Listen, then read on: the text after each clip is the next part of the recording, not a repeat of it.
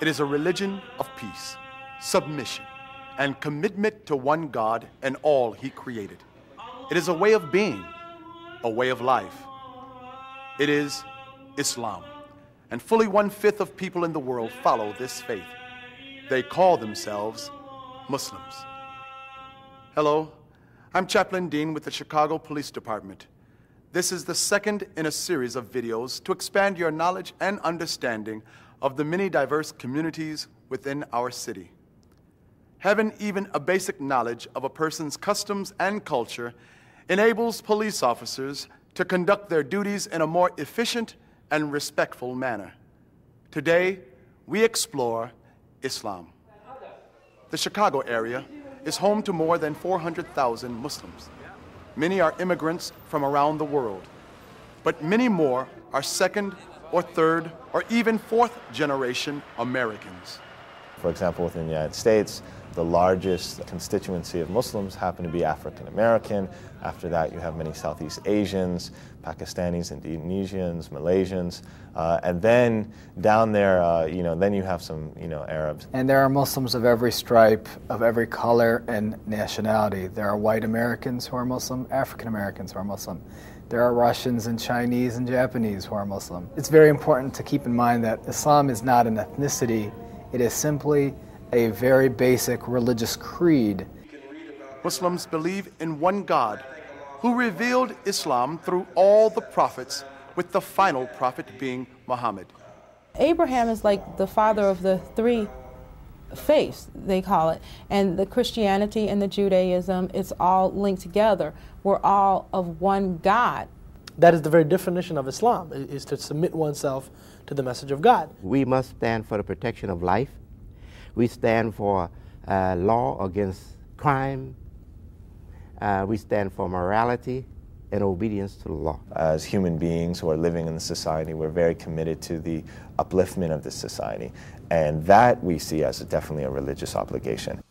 We bring a strong essence of moral values, family values, social values, notions of justice, notions about community service and social interaction, which are an inherent part of Islam, but which are also very important in the American fabric. A Muslim place of worship is called a mosque. The imam is the person who leads the prayers. The Islamic holy book is called the Quran, and God is often referred to as Allah. So the word Allah is nothing other than an Arabic word for God.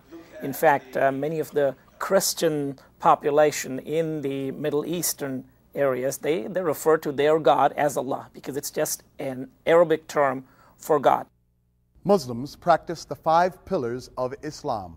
These are witness, affirming the absolute unity of God and accepting the prophecy of Muhammad; worship, offering ritual prayers 5 times a day to God while facing in the direction of the Kaaba in Mecca; charity, obligatory donation annually of at least 2.5% of accumulated wealth; fasting, complete abstinence from food, drink, and conjugal relations from dawn until dusk by able-bodied adults during Ramadan; pilgrimage, visiting the Kaaba and other sites in Mecca at least once in a lifetime. Muslims will conduct their daily prayers privately if possible, or publicly if necessary. When a Muslim prays, he prostrates or she prostrates him or herself to the ground and puts their head to the ground. And again, it's not a prayer unless you have seen this before or been around Muslims that you're accustomed to seeing. If law enforcement officials, if police officers have to contact some Muslims, it would be best to avoid those times when people are focusing on prayer, especially in public places. Friday is the holiest day in Islam. Between 12 noon and 2, Muslims gather at mosques for congregational prayers. Very, very sensitive, the Friday prayers. And the mosque is very, very sensitive. If you have to go in the mosque for a criminal, I beg you to have the same respect you would have for a Catholic church or for a Protestant church. We don't wear our shoes. We don't wear our shoes onto the actual carpets and the prayer rugs. So that would be considered extremely inappropriate and offensive for example, police officers going in to investigate something or what have you, to walk on the rugs with their shoes.